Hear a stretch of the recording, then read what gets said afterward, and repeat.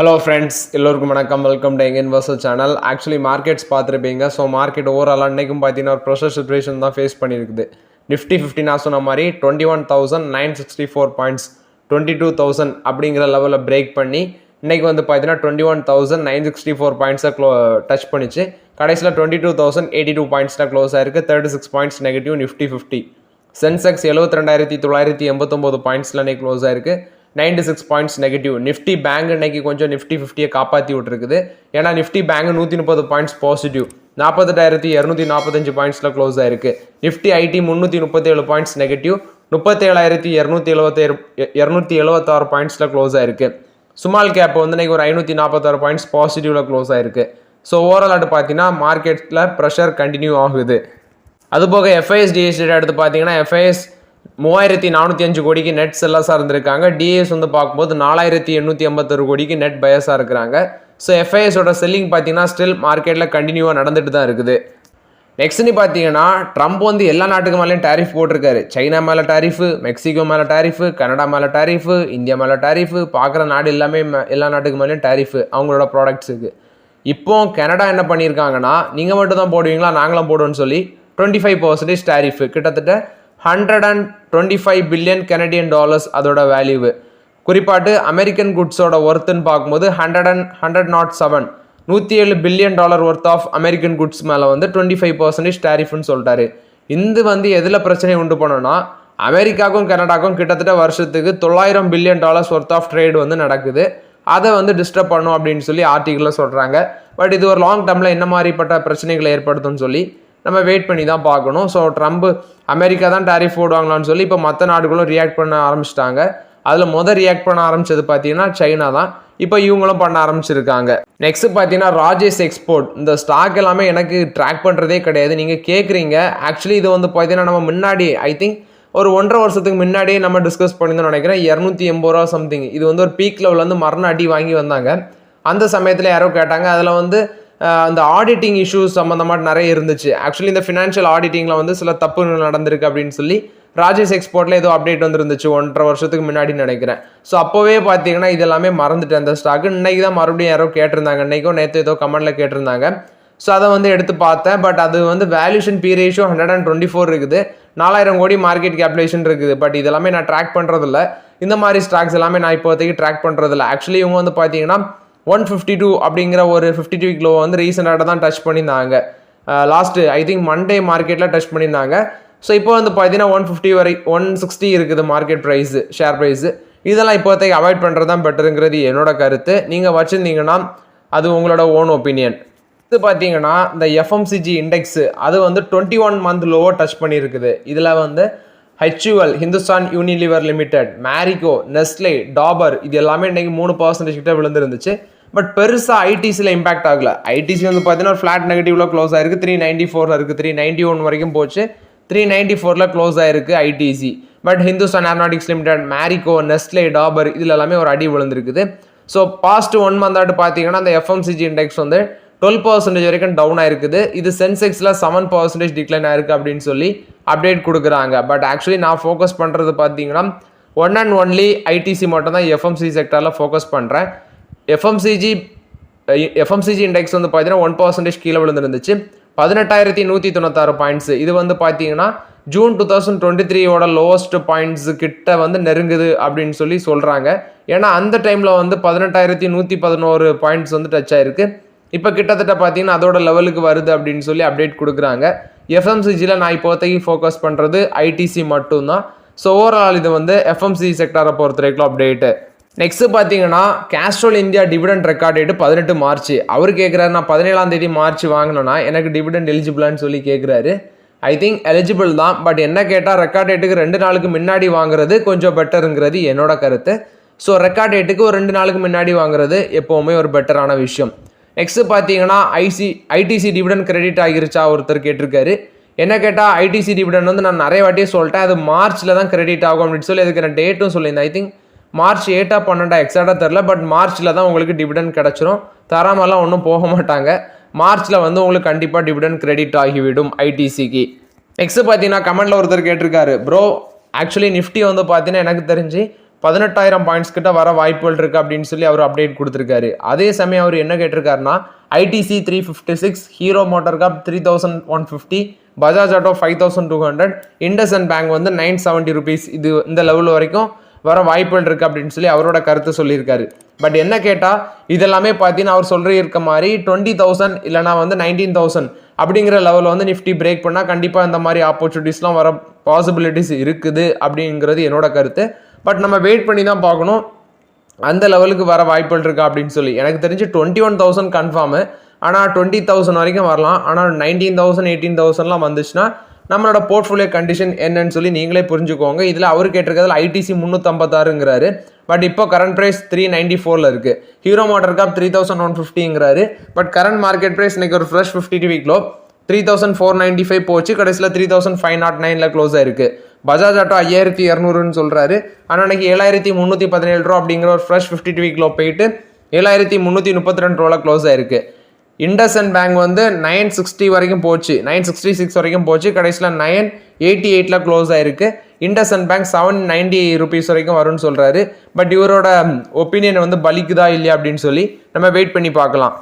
Next பார்த்தீங்கன்னா LIC stock. Actually இது வந்து பார்த்தீங்கன்னா 2025 மட்டுமே 1.5 lakh crore வந்து மார்க்கெட் கேபிடலைசேஷன் காலியாக இருக்குது அப்படின்னு சொல்லி அப்டேட் கொடுக்குறாங்க. ஸோ LIC வந்து பார்த்தீங்கன்னா 733 ரூபாய் க்ளோஸ் இருந்துச்சு. இதோட பீக் லெவல்னு பார்க்கும்போது 1,226 ரூபா. இப்போ வந்து பார்த்தீங்கன்னா 733 ரூபாய் ட்ரேட் ஆகுது. 715 ரூபா தான் இவங்களோட 52 வீக் லோவாக இருக்குது. பட் என்ன கேட்டால் இந்த சுச்சுவேஷன்லாம் LICயில் இப்போதைக்கு தொட முடியாது. பட் நீங்கள் வச்சுருக்கீங்கன்னா உங்களோட ஓன் ஒப்பீனியன். ஸோ ஓவராலாட்டு LICயில் அந்த 2025 மட்டுமே 1.5 லட்சம் கோடி மார்க்கெட் கேபிடலைசேஷன் காலியாக இருக்குது அப்படின்னு சொல்லி அப்டேட் கொடுக்குறாங்க.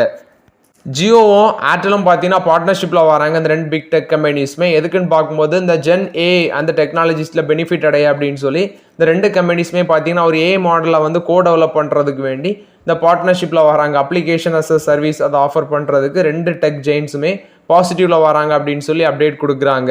நெக்ஸ்ட் ரிலையன்ஸ் இண்டஸ்ட்ரீஸ் பார்த்தீங்கன்னா அவங்களோட EV பேட்டரி பிளான்ட் செட்டப்பை வந்து விரைவில் வந்து தொடங்குவாங்க அப்படின்னு சொல்லி அப்டேட் கொடுக்குறாங்க. ஏன்னா அந்த PLI ஸ்கீமில் வந்து பார்த்தீங்கன்னா இவங்க அந்த பேட்டரி பிளான்ட்டை போடாததுனால இவங்களுக்கு வந்து பெனால்ட்டி போட்டிருக்காங்க. அந்த ரிசல்ட்டாட்டு விரைவில் நாங்கள் பேட்டரி பிளான்ட்டை போடுவோம் அப்படின்னு சொல்லி ரிலையன்ஸ் இண்டஸ்ட்ரீஸ் தரப்பில் வந்து விளக்கம் கொடுத்துருக்காங்க. இதே தான் ஓலா எலக்ட்ரிக் மொபிலிட்டியும் சொல்கிறாங்க. ஸோ இவங்களுக்கு வந்து பார்த்தீங்கன்னா IFCI அவங்கள்ட்ட வந்து நோட்டீஸ் வந்துருக்குது. எதுக்குன்னா இவங்களும் அந்த production linked incentive scheme மூலமாட்டு பயனடைஞ்சிருக்காங்க.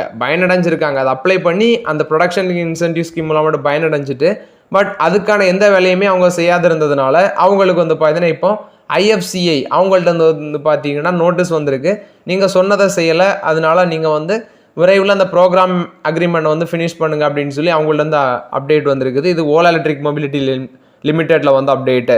Next NSE பார்த்தீங்கன்னா இந்த FNO கான்ட்ராக்ட் எக்ஸ்பைரியெல்லாம் வந்து மாற்றிருக்கிறாங்க. ஆக்சுவலி முன்னாடி எப்படி இருந்துச்சுன்னா எக்ஸ்பைரி வந்து Thursday தான் இருந்துச்சு. இப்போ நிஃப்டி FNO கான்ட்ராக்ட் எல்லாமே last Monday of expiry month அப்படின்னு சொல்லி மென்ஷன் பண்ணியிருக்கிறாங்க. முன்னாடி Thursday இருந்தது, இப்போ வந்து மண்டே ஆட்டு மாற்றிருக்காங்க. ஸோ இது வந்து பார்த்தீங்கன்னா FNO கான்ட்ராக்டில் வந்து சேஞ்சஸை கொண்டு வராங்க. Thursday கிடையாது, மண்டே. இது வந்து ஏப்ரல் 4ஆம் தேதியிலேருந்து எஃபெக்டிவ் வருதுன்னு சொல்லி விளக்கம் கொடுத்துருக்காங்க. Suzlon energy 204.75 megawatt wind energy order வந்து ஜிண்டால் ரினியூவபிள்ஸ் வந்து கிடச்சிருக்கு அப்படின்னு சொல்லி அப்டேட் கொடுக்குறாங்க. இது வந்து சுஸ்லான் எனர்ஜிக்கு ஒரு பாசிட்டிவ் அப்டேட்டாக இருக்குது.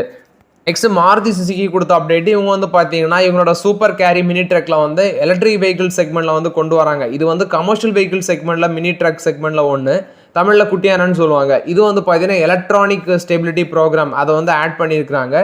EV செக்மெண்ட்டில் இந்த செக்மெண்ட் வெஹிக்கிளை கொண்டு வராங்க. அதுக்கான ஃபியூச்சர்ஸை வந்து பார்த்தீங்கன்னா மார்ச் 4ஆம் தேதி இன்னைக்கு அவங்க அப்டேட்டாக சொல்லியிருக்கிறாங்க. இது வந்து மாருதி சுசுகி ஒரு பாசிட்டிவ் அப்டேட்டாக இருக்குது. ஏன்னா பேசஞ்சர் செக்மெண்ட்டில் கிராண்ட் விட்டாராவை கொண்டு வந்த மாதிரி கமர்ஷியல் வெஹிக்கிள் செக்மெண்ட்டில் வந்து பார்த்தீங்கன்னா இது ஒரு எலக்ட்ரிக் பிராண்டாட்டு கொண்டு வராங்க. ஓவரால் இது வந்து மாருதி சுசுகி ஒரு பாசிட்டிவ் அப்டேட்டாக இருக்குது. சினோரஸ் ஃபார்மா அன்னைக்கு வந்து மார்க்கெட்டில் 7% அப்பு. என்னடா அப்படின்னு சொல்லி நோண்டி பார்க்கும்போது அவங்களுக்கு வந்து பார்த்தீங்கன்னா ஒரு 14 அப்ரிவேட்டட் நியூ ட்ரக் அப்ளிகேஷன் வந்து டாக்டர் ரெட்டி லெபார்டரிஸ்ட் வந்து அக்யூசிஷன் பண்ணியிருக்கிறாங்க. இது மூலமாட்டு வந்து பார்த்தீங்கன்னா இந்த ஸ்டாக் ப்ரைஸ் 7% பாசிட்டிவாக இருக்குது. இந்த பேஸ்கெட்டில் 13 ANDAல இதில் வந்து ஒரு ANDA வந்து பார்த்தீங்கன்னா ஒரு ANDA வந்து US FDAவால் அப்ரூவல் பண்ணது அப்படின்னு சொல்கிறாங்க. அடுத்தது இன்னொன்று வந்து பெண்டிங்கில் இருக்குது, ஒரு அப்ரூவல் வந்து பெண்டிங்கில் இருக்குதுன்னு சொல்கிறாங்க. ஸோ இந்த அக்யூசிஷனுக்கு வந்து இந்த அக்யூசிஷன் இவங்களுக்கு சினோரஸ் ஃபார்மாக்கு ஒரு பாசிட்டிவ் அப்டேட்டாக இருக்குது. ஸோ அவங்களோட போர்ட்ஃபோலியோ வந்து பார்த்தீங்கன்னா குளோபல் லெவல்லையும் சரி, குறிப்பாக யூஎஸில் வந்து பார்த்தீங்கன்னா இவங்களுக்கு ஒரு நல்ல க்ரோத் இருக்கும் அப்படின்னு சொல்லி அப்டேட் கொடுக்குறாங்க. இது வந்து சினோரஸ் ஃபார்மா கொடுத்த அப்டேட்டு. ஆதித்யா பிர்லாவோட கிராசிம் இண்டஸ்ட்ரீஸ் கொடுத்த அப்டேட்டு. இவங்க வந்து பார்த்தீங்கன்னா மகாராஷ்டிராவில் மஹாத் அப்படிங்கிற பிளான்ல வந்து பிர்லா ஓப்பஸ் பெயிண்ட்ஸ் அதோட ப்ரொடக்ஷன் கமர்ஷியல் ப்ரொடக்ஷனை ஸ்டார்ட் பண்ணுறோம் அப்படின்னு சொல்லி அப்டேட் கொடுத்துருக்காங்க. ஸோ இது மூலமாட்டும் வந்து பார்த்தீங்கன்னா இதோட install capacity 180 million litres per ஆனம்னு சொல்கிறாங்க. அதில் வந்து 20 மில்லியன் லிட்டர்ஸ் பெர் ஆனம் வந்து பார்த்தீங்கன்னா டிஸ்டம்பரும், 30 மில்லியன் லிட்டர்ஸ் பெர் ஆனம் வந்து சால்வெண்ட் பேஸ்டு பெயிண்ட் அப்படின்னு சொல்லி அப்டேட் கொடுக்குறாங்க. ஸோ ஓவரால் இது வந்து பார்த்தீங்கன்னா ஆக்சுவலி ஆதித்யா பிர்லா குரூப்போட கிராசிம் இண்டஸ்ட்ரீஸ் கொடுத்த அப்டேட்டு. ஸோ பெயிண்ட் இண்டஸ்ட்ரியும் பார்த்தீங்கன்னா இவங்க ஃபோக்கஸ் பண்ணுறாங்க, சிமெண்ட் இண்டஸ்ட்ரியில் ஃபோக்கஸ் பண்ணுறாங்க. நெக்ஸ்ட் வந்து பார்த்தீங்கன்னா இப்போ வந்து ஒயர்ஸ் அண்ட் கேபிள் செக்மெண்ட்டுக்குள்ளேயும் நாங்கள் வரோம் அப்படின்னு சொல்லி அப்டேட் கொடுக்குறாங்க. Next JSW energy 159 megawatt wind power வந்து ஆட் பண்ணியிருக்கிறாங்க. 8400 மெகாவாட் அப்படிங்கிற லெவலில் வந்து அவங்க கிராஸ் பண்ணியிருக்கிறாங்க. ஜியோ ஃபினான்ஷியல் சர்வீஸ் கொடுத்த அப்டேட்டு. ஜியோ ஃபினான்ஷியல் சர்வீஸ் வந்து பார்த்தீங்கன்னா ஜியோ பேமெண்ட்ஸ் பேங்க் லிமிடெடில் வந்து 7.9 crore ஷேரை வந்து அக்யூசிஷன் பண்ணுறாங்க. இதுக்கு போர்டு அப்ரூவல் கொடுத்துருக்காங்க. 104.54 crores வேல்யூக்கு வந்து இந்த அக்யூசிஷன் நடக்குது. ஜியோ ஃபினான்ஷியல் சர்வீஸ் லிமிடெட் வந்து கரண்ட்லி இந்த ஜியோ பேமெண்ட்ஸ் பேங்க் லிமிடெடில் 82.17% ஸ்டேக் ஹோல்ட் பண்ணுறாங்க. இது வந்து பார்த்தீங்கன்னா joint venture, which means I think Jio financial and SBIயோட ஜாயிண்ட் வெஞ்சர்னு நினைக்கிறேன். ஸோ இது வந்து SBI கிட்ட இருந்து, ஸ்டேட் பேங்க் ஆஃப் இந்தியா கிட்ட தான் பார்த்தீங்கன்னா அவங்க வந்து அக்யூசிஷன் பண்ணியிருக்காங்க. இது வந்து ஜியோ ஃபினான்ஷியல் சர்வீஸ் கொடுத்த அப்டேட்டு.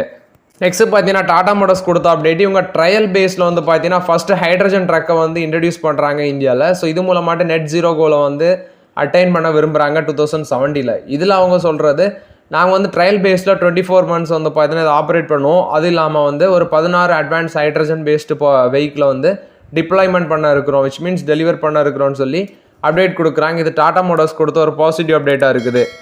டொனால்ட் ட்ரம்ப்பும் TSMC Taiwan semiconductor manufacturing company இவங்க ரெண்டு பேருமே ஒரு பார்ட்னர்ஷிப் போடுறாங்க.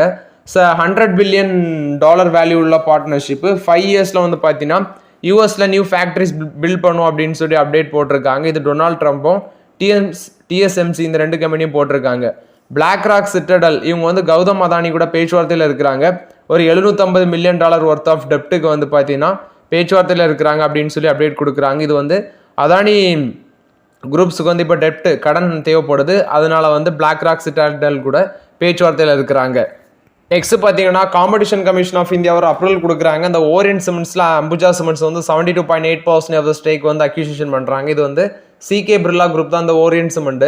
அதில் அம்புஜா சிமெண்ட் 72.8% ஸ்டேக் அக்யூசிஷன் பண்ணுறாங்க 8100 கோடிக்கு. இது வந்து அம்புஜா சிமெண்ட்ஸுக்கு, விச் மீன்ஸ் அதானி சிமெண்ட்ஸுக்கு 16.6 மில்லியன் டன்ஸ் பெர் ஆனம் வந்து ப்ரொடக்ஷன் கெப்பாசிட்டி அதிகரிக்கும் அப்படின்னு சொல்லி அப்டேட் கொடுக்குறாங்க. இதில் 37.90% வந்து பார்த்தீங்கன்னா கரண்ட் ப்ரொமோட்டர் வந்து அக்யூசிஷன் பண்ணுறாங்க. 8.90% ஆஃப் த ஸ்டேக் வந்து பப்ளிக் ஷேர் ஹோல்டர்ஸ் வந்து அக்யூசிஷன் பண்ணுறாங்க அப்படின்னு சொல்லி அப்டேட் கொடுக்குறாங்க. அது மட்டும் இல்லாமல் 22 integrated cement plant across India வச்சிருக்காங்க. 10 பல்க் சிமெண்ட் டெர்மினல்ஸும் 21 கிரைண்டிங் யூனிட்ஸும் இருக்குது. தெலுங்கானா, கர்நாடகா இந்த மாதிரி ஏரியாலலாம் உங்களுக்கு மேனுஃபேக்சரிங் ஃபெசிலிட்டி இருக்குது. ஸோ ஓவரால் இது வந்து பார்த்தீங்கன்னா அம்புஜா சிமெண்ட்ஸுக்கு ஒரு பாசிட்டிவ் அப்டேட்டாக இருக்குது. அதானி வில்மர் பார்த்தீங்கன்னா GD ஃபுட்ஸ் மேனுஃபேக்சரிங் வந்து அக்யூசிஷன் பண்ணுறாங்க. இங்கே வந்து டாப் பிராண்ட்ஸ் ஃபுட்ஸ் எல்லாமே செல் பண்ணுறாங்க, குறிப்பாட்டு எடிபிள் ஆயில் கூட செல் பண்ணுறாங்க. ஸோ இப்போ இவங்க வந்து பார்த்தீங்கன்னா அதானி வில்மர் வந்து GD ஃபுட் மேனுஃபேக்சரிங் வந்து அக்யூசிஷன் பண்ணுறோன்னு சொல்லி அப்டேட் கொடுக்குறாங்க. ஸோ ஓகே ஃப்ரெண்ட்ஸ், ஆக்சுவலி இந்த வீடியோவில் சில இம்பார்ட்டன்ட் அப்டேட்ஸ் எல்லாமே டிஸ்கஸ் பண்ணோம். இந்த வீடியோ உங்களுக்கு பயனுள்ளதாக இருக்கும்னு நினைக்கிறேன். பயனுள்ளதாக இருந்துச்சுன்னா லைக் பண்ணுங்கள், சப்ஸ்கிரைப் பண்ணுங்கள், கமெண்ட் பண்ணுங்கள். Okay friends, thank you.